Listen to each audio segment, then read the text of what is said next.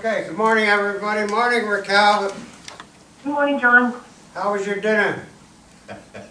Not as good as ours. Oh, it was great, thank you. Okay, Thank you. well, we missed you, but we're happy you're on the phone. Okay, good morning, everybody. I have, by law, some announcements to read. First one is the executive session announcement. Pursuant to the requirements of the Sunshine Act, the holding of an executive session must be announced at a public meeting, which I'm doing right now, immediately prior to said executive session or at the next meeting thereafter. An executive meeting was held April 24th, yesterday, to review matters that are by statute 65 PA CS 708-1108 confidential, including the review of completed investigations for the purpose of issuing final adjudications, the consideration of the assigned reviewing commissioner's recommendations to terminate certain preliminary inquiries, the review and consideration of applications for 90-day extensions of investigations filed by the investigative division, the review of pending litigation.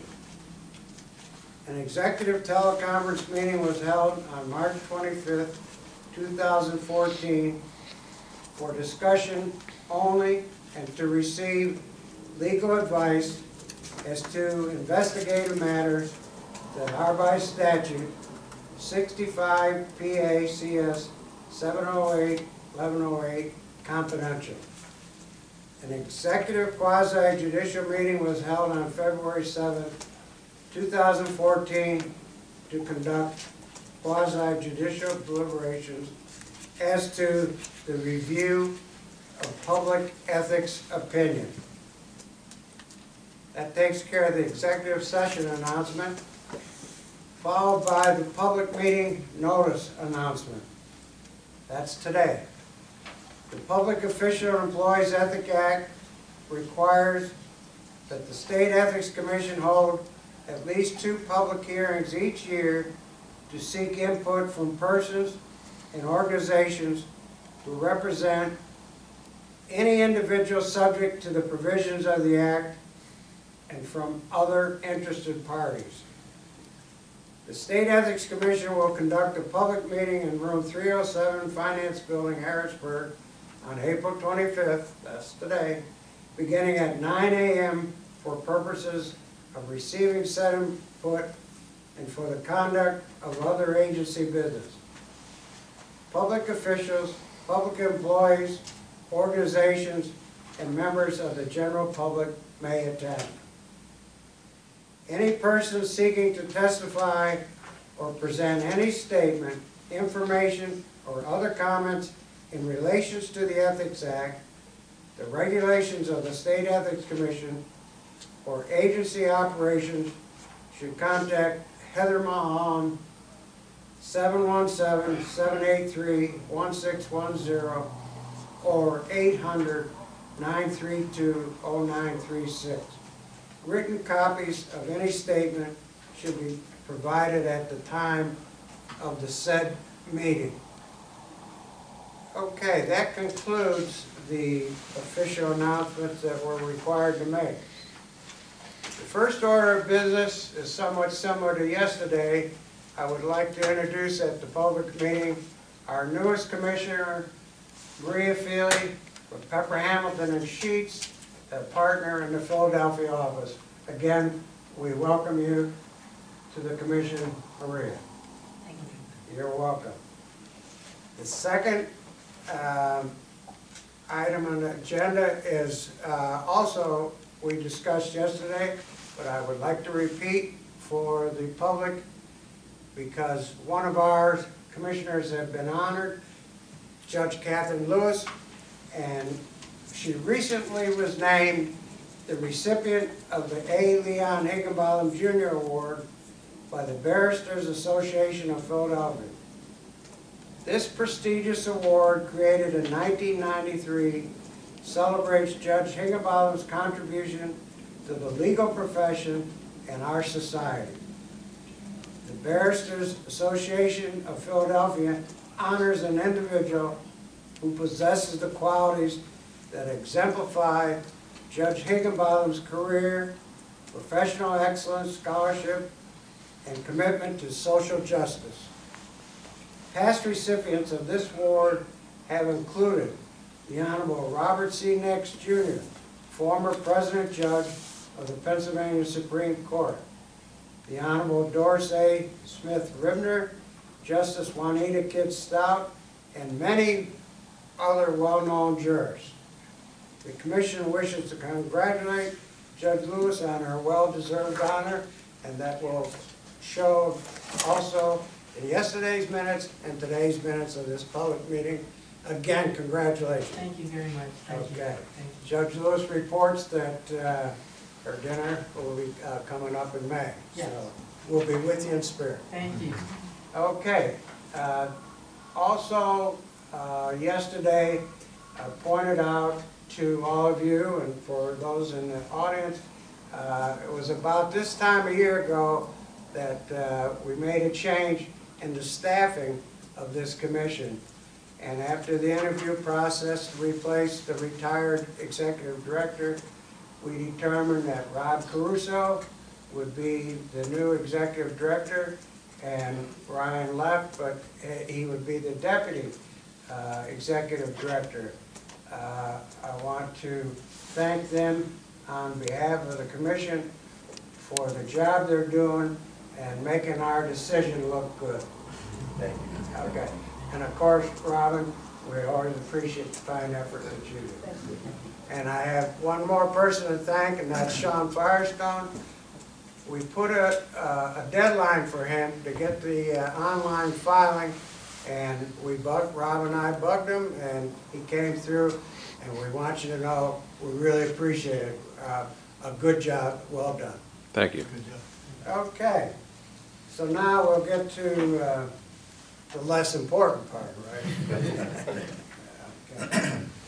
First item on the agenda, and Commissioner Feely, you recuse on that, is the minutes of the February 7th public meeting. You have them in your book. I need a motion. Motion, call vote. Second, Commissioner Nick. Any questions, comments? All those in favor, please say aye. Aye. Aye. Any opposed? Minutes, motion adopted. Item 2, civil penalties order. There's 3 of these, 4, Nick? 4. Commissioner Caulfield. Thank you, Mr. Chairman. There are 4 administrative penalty cases with proposed consent agreements for our consideration. The following 4 respondents are principals that failed to timely file a quarterly expense report for the 3rd quarter of 2013 in their capacities as registered principals. 1, Alliance of Approved Private Schools. Number 2 is the Franklin Square Capital Partners. 3 is the Neiman Group. And number 4 is the 31st Street Studios. In each case, the parties are in agreement that the respondents' transgressions of the lobbying disclosure law were negligent. Except for 31st Street Studios, the respondents have already filed their delinquent expense reports. 31st Street Studios should be ordered to file its 3rd quarter 2013 expense report with the Department of State within 30 days of issuance of the Commission's order. The respondents are in the process of paying the agreed-upon penalties. The 31st Street Studios and Neiman Group have not yet paid and should be ordered to pay their penalties within 30 days of issuance of the Commission's orders. Based upon my review of the facts, I'm of the opinion that the consent agreements are proper dispositions for the respective cases, and I would like to make the following motion. I move that this commission approve the consent agreements submitted by each of the following respondents and the investigative division, and impose the following administrative penalties for the respondents' delinquent expense reports for the 3rd quarter of 2013. Number 1 is to Alliance of Approved Private Schools, Franklin Square Capital Partners, and 31st Street Studios, one administrative penalty per respondent in the amount of $3,955 each. And number 2, as to Neiman Group, one administrative penalty in the amount of $1,550. I further move that 31st Street Studios be ordered to file its third quarter 2000 expense report with the Department of State within 30 days of issuance of the Commission's order. And 31st Street Studios and Neiman Group be ordered to pay their administrative penalties within 30 days of issuance of the Commission's order. Mr. Chairman, I move this Commission adopt this administrative penalties orders and cents. Okay, you heard Commissioner Caulfield's motion. Is there a second? Second. Second. Okay. Any questions or comments? I had one. What if they don't, what normally they pay? They generally will all pay within the 30 days. If they don't, we can seek an enforcement action. You do what? We can initiate an enforcement action to compel them to pay, but we haven't had really much issue with the lobbying because they generally will file. Okay. Any other questions or comments? If not, all those in favor of the motion, please say aye. Aye. Any opposed? Thank you, Commissioner Caulfield. The motion is adopted. Item 3 on the agenda, the Fawdy case. If I'm pronouncing that correctly. Judge Lewis, you've been assigned that case. Yes. Please. The facts pertaining to this advisory request are as follows. The requester is Scott Fody, who is the Township Manager for Middlesex Township in Butler County, Pennsylvania. Mr. Fody has been authorized to request an advisory on behalf of all 3 township supervisors, namely Michael Spring, Donald Marshall, and James F. Evans, Jr., whom I shall collectively refer to as the township supervisors. As a board, the township supervisors are interested in entering into a Marcellus Shale gas lease of township-owned properties. As of February 4th, 2014, the township had been approached by representatives of Range Resources and had been presented with a, quote, general lease, end quote, offering information, but no official offering had been provided to the Board of Supervisors for its consideration. In addition, the individual supervisors have not, on behalf of the township, actively participated in and/or solicited offers from any other gas leasing companies or entities. Mr. Spring is the chairman of the Township Board of Supervisors. In a private capacity, Mr. Spring currently has a lease with Range Resources, Appalachia LLC, for gas for property he personally owns, which lease is set to expire on or about September 30th, 2018. In addition, Mr. Spring currently owns and operates a business known as Spring & Sons Water Well Drilling and Excavating, which I shall refer to as Spring & Sons. Spring & Sons is located in the township. Spring & Sons has not done any work directly or indirectly for any Marcellus Shale drilling entity in the past 3 years, but previously drilled water wells as a subcontractor for ARM Drilling Company under a contract with RE Gas Development LLC. Mr. Marshall is the Vice Chairman of the Township Board of Supervisors. Mr. Marshall does not currently have any gas leases in his private capacity. Mr. Marshall has been contacted by Range Resources but has received no written offers to lease. Mr. Marshall currently owns and operates a business, J.W. Marshall, Inc., which is located in the township. J.W. Marshall, Inc. is engaged in the wholesale purchase and sale of scrap metals and materials. J.W. Marshall, Inc. has purchased and collected scrap materials from gas drilling operations in the surrounding areas. Mr. Evans has a Marcellus Shale gas lease with RE Gas Development LLC for his personal property, which lease is set to expire on or about August 15, 2018. Mr. Evans previously had a lease with PC Explorations for Marcellus Shale gas on his personal property, which lease expired on or about September 10, 2013. Mr. Evans owns a landscaping materials and design business named All Green Inc., which is located in the township. All Green Inc. has conducted no business with and has no ongoing relationship with any company or entity in the Marcellus shale gas leasing industry. The advisory request states that to the best of the knowledge of the township supervisors, none of their immediate family members are in negotiations with any Marcellus shale gas business, have any current lease with any Marcellus gas business, or are associated with any Marcellus shale gas business. The advisory request acknowledges that a township supervisor may not seek or accept improper influence in violation of section 1103 of subparagraph C of the Ethics Act. The advisory request seeks guidance as to whether the Ethics Act would impose prohibitions or restrictions upon a township supervisor with regard to participating in negotiations and voting on a Marcellus shale gas lease for township-owned properties where, one, the township supervisor either has a current lease with, or is or may be negotiating a lease with one or more Marcellus shale gas entities for his or her private property, or two, a business owned by the township supervisor has previously had direct or indirect business dealings involving one or more Marcellus shale drilling entities. In particular, the advisory request asks whether the fact that a township supervisor either has a current lease with, or is or may be negotiating a lease with Marcellus shale gas entities for his or her private property, one, would preclude the supervisor from participating in negotiations and voting on a possible lease with any gas company.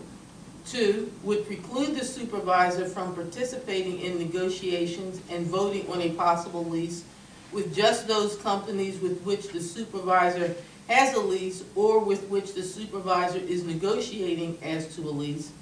Or three, would not per se preclude participation in negotiations or voting to approve or disapprove a gas lease.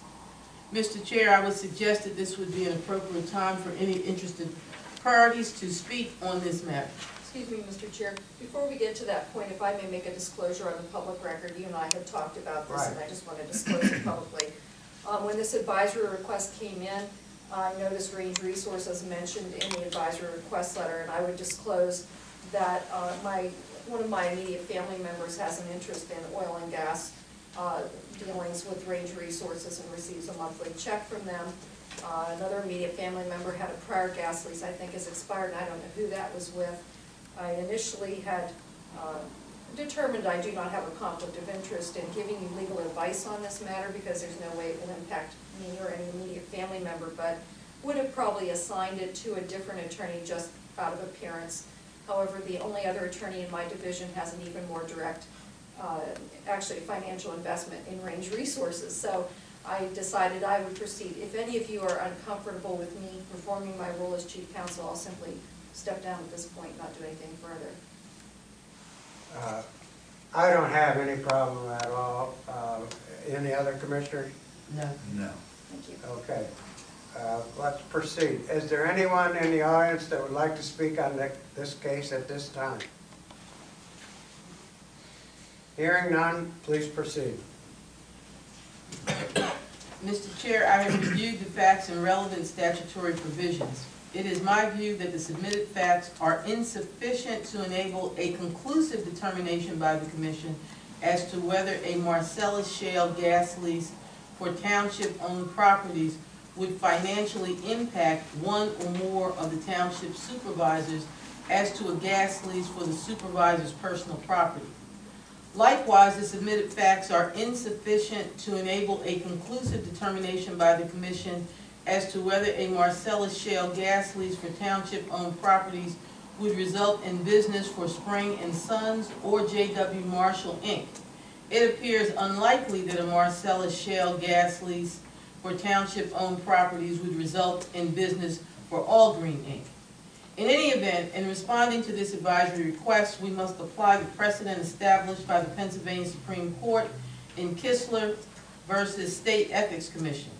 Under the Kistler precedent, in order to violate Section 1103A of the Ethics Act, a public official or public employee must be consciously aware of a private pecuniary benefit for himself, a member of his immediate family, or a business with which he or a member of his immediate family is associated, and that his actions must constitute one or more specific steps to attain that benefit. Given my analysis and comments, I would like to make the following motion. I move that the holding of this commission in this matter be as follows. The township supervisors are public officials, subject to the provisions of the Ethics Act. Sprang and Sons is a business with which Mr. Sprang is associated as owner. J.W. Marshall, Inc. is a business with which Mr. Marshall is associated as owner.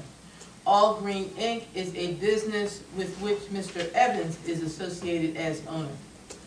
As to each of the township supervisors, the township supervisor would have a conflict of interest and would violate Section 1103A of the Ethics Act by participating in negotiations and/or voting on a Marcellus Shale gas lease for township-owned properties if, 1, he would be consciously aware of a private pecuniary benefit for himself, a member of his immediate family, or business with which he or a member of his immediate family is associated, and 2, his actions would constitute one or more specific steps to attain that benefit. In each instance of a conflict of interest, the township supervisors with a conflict would be required to abstain from participation, which would include voting unless one of the statutory exceptions of Section 1103J of the Ethics Act would be applicable. In the event of a voting conflict, the disclosure requirements of Section 1103J of the Ethics Act would have to be satisfied by each supervisor with a conflict. If 2 of the 3 supervisors would have a conflict of interest, only the non-conflicted supervisor could make a motion. Either of the 2 conflicted supervisors could then second the motion. The 2 conflicted supervisors could not discuss or advocate as to the motion following the second.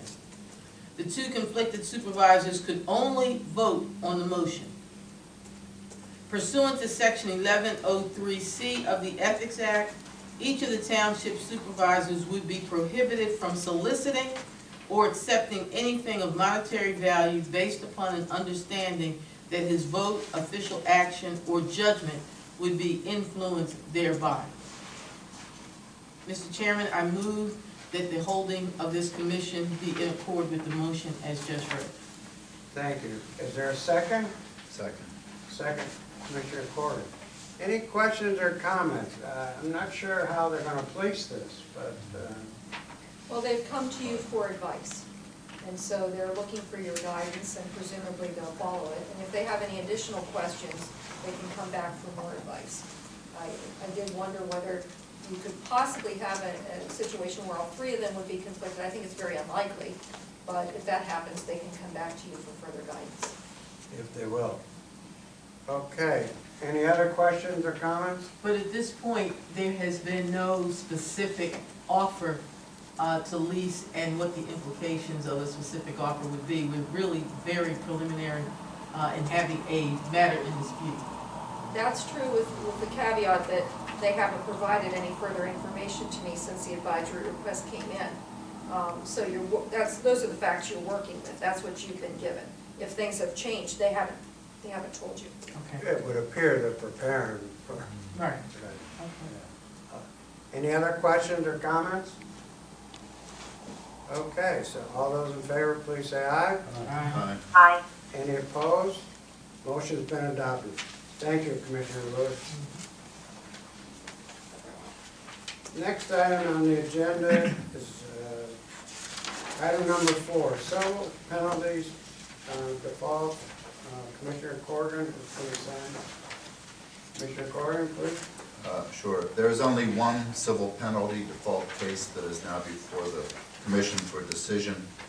and this case involves a respondent, Victor Ford, an income maintenance worker with the Department of Public Welfare, who failed to file a financial interest statement for calendar year 2012. He did not respond to a notice letter of September 23rd, 2013. He was served with a second letter dated November 4th, 2013, and he ignored that. Both letters offered him the opportunity to avoid any further proceedings against him. Following review, it is my opinion that as to the respondent, the commission should level the maximum civil penalty of $250 for the delinquent statement of financial interest. It is also my opinion that the commission should order the respondent to file his delinquent financial statement or statement of financial interest. There's nothing in the record that would constitute a defense or an excuse for his non-compliance. Based upon my analysis and comments, I would like to make the following motion. I move that this commission levy a maximum civil penalty in the total amount of $250 against respondent Victor Ford for failing to file a financial interest statement for calendar year 2012. Further, the respondent should be ordered to file his statement of financial interest for calendar year 2012 within 30 days of issuance of the commission's order. Thank you. Is there a second? Commissioner Calfella? Any questions, comments? All those in favor, please say aye. Aye. Are there any opposed? Motion is adopted. I apologize, I've meant to remind everybody that Commissioner Bergen is participating in this meeting by phone. I'm sorry about that, Raquel. That's quite all right, Commissioner. Thank you. Okay. Next item on the agenda is gaming. As you know, Commissioner Feely, we have the ethics law, the gaming law, and the lobbying law. And this case is assigned to Commissioner Nick. Please proceed. Thank you. The requester is Charles Hatfield. Mr. Hatfield currently serves as a member of the Northeast Borough Civil Service Commission. In a private capacity, Mr. Hatfield has applied with the Pennsylvania Gaming Control Board for a Gaming Level 2 employee permit. The board's Office of Enforcement Counsel has requested that Mr. Hatfield obtain a determination from this commission pursuant to Section 1512 of the Gaming Act as to whether his service as a member of the Northeast Borough Civil Service Commission would cause him to be subject to the restrictions of Section 1512 of the Gaming Act. In support of his request, Mr. Hatfield has submitted copies of letters from the Borough Manager of Northeast Borough which state that Northeast Borough has not received and does not expect to receive any distribution of revenue under the Gaming Act. The Northeast Borough Civil Service Commission has not received and does not expect to receive any distribution of revenue under the Gaming Act. Members of the Northeast Borough Civil Service Commission are not employees of Northeast Borough and receive no compensation for their voluntary service. And members of the Northeast Borough Civil Service Commission are not involved in the development of regulation or policy relating to a licensed entity or other matters under the Gaming Act. Mr. Chairman, I would suggest that this would be an appropriate time for any interested parties to speak on this matter. Are there anybody who would like to speak on this matter?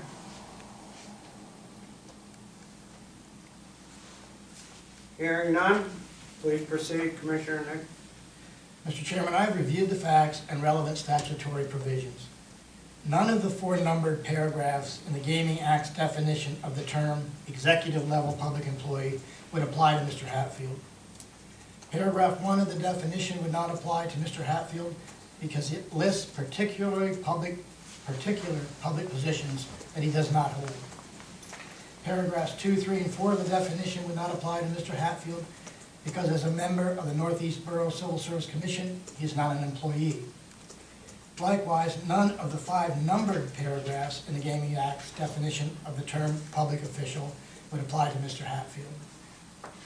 Paragraphs 1 and 2 of the definition would not apply to Mr. Hatfield because they list particular positions that Mr. Hatfield does not hold.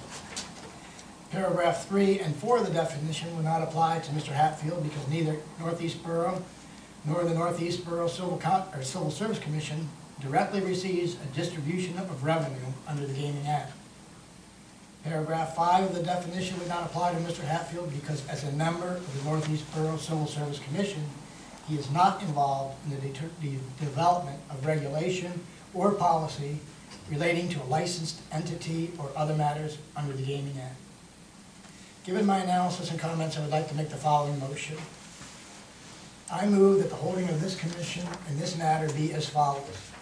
Based upon the submitted facts, the service of Charles Hatfield as a member of the Northeast Borough Civil Service Commission would not bring him within the definition of the term executive level public employee as set forth in section 1103 of the Gaming Act, or within the definition of the term public official as set forth in section 1502B of the Gaming Act, and therefore would not cause him to be subject to the restrictions of section 1512 of the Gaming Act. So moved. Thank you. Is there a second, Commissioners? Second, Commissioner Caldwell. Any questions, comments? Okay, if not, all those in favor, please say aye. Aye. Aye. Any opposed to the motion? Motion adopted. Thank you, Commissioner. Nick, moving right along today. Compared to yesterday. Very yesterday, right, yeah. Okay. Administrative matters, payment schedules, do we have any of those, Rob? Yes, we have one. At the February meeting, the commission adjudicated a case concerning James Short, who was a former employee of the Pennsylvania Liquor Control Board. A penalty of approximately $13,000 was rendered in that case. Mr. Short requested to be put on a payment plan and was made one initial payment of $1,156, and just this past week made an additional payment of $10,000. So I think he has a balance right now of roughly $1,200 to pay. Okay, do you need any action from us other than that's No, informational? No, we accepted his payment plan, and with only having one more payment left, it should be paid next month. I forget, is there a time frame in which he has to pay? He had 1 year to pay, 1 year. so he'll have it paid off in roughly 3 months. Okay. Any questions for Mr. Caruso? Okay. Next item on the agenda is Commissioner Feely, by law, we are required to have one meeting a year outside of Harrisburg. We had some discussion of this yesterday, and I think we were in somewhat agreement. We'll look into Philadelphia for the out-of-town meeting. Yes, we will look, it'll be sometime, maybe late September, early October. Okay. But I want to make it clear, that's not the next meeting. But we wanted to discuss it so we could plan, so, okay, out of time.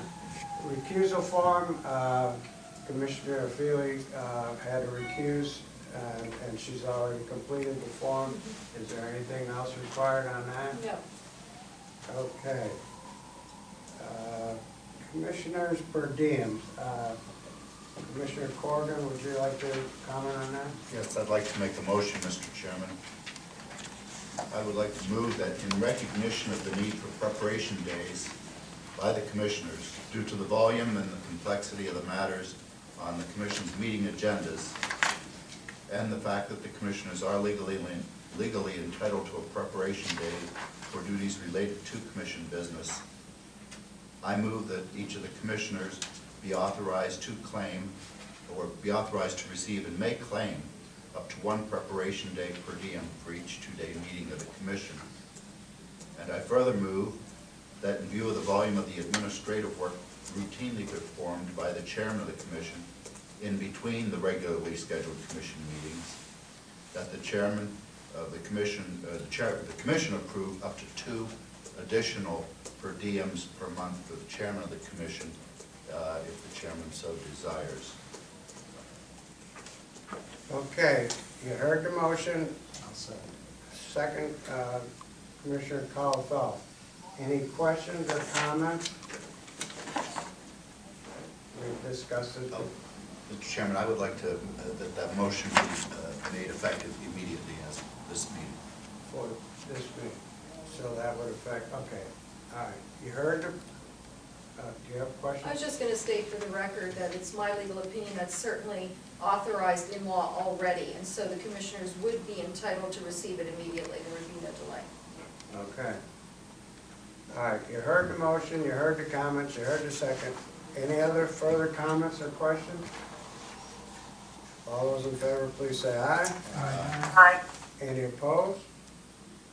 Okay, thank you, Commissioner Corrigan. Next item on the agenda is every 2 years we have election of officers. It's time, it's on the agenda. What's your pleasure? We elect our own.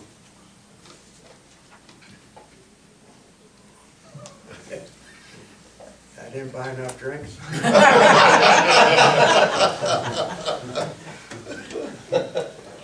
I move that the current officers remain in place for the coming year. I second the motion. Okay, it's moved in second. Is there any other nomination for chairman and vice chairman? Hearing none, I'll call the question. All those in favor, say aye. Aye. Any opposed? Okay, on a more serious note, I want you to know that I appreciate your support, and it'll be my job to help with the staff make a good commission an even better commission. And thank you for your support. Mr. Confell? Yeah, I'd like to say, thank you very much for doing that, and I'd also like to say, I want to make sure that John stays healthy. So I'm constantly in contact with him, make sure he's in good health. He said he'd give me a doctor. Okay, well, thank you very much. I enjoy working with y'all, and I'm proud of some of the work we've been doing. And I said it, and I meant it, I think we can make a good commission even better. Now that we have Commissioner Feely aboard, Mr. McNett, we're full complement now, so. Been a long time. Pleased with that. Okay, at this point, is there anyone that would like to address the commission in the audience that has anything that they want to discuss about the ethics law or the ethics regulation? Wow. Okay. Hearing none, does anyone else have anything for the good of the order? Make a motion to adjourn. Motion to adjourn? That's automatic. This meeting is adjourned.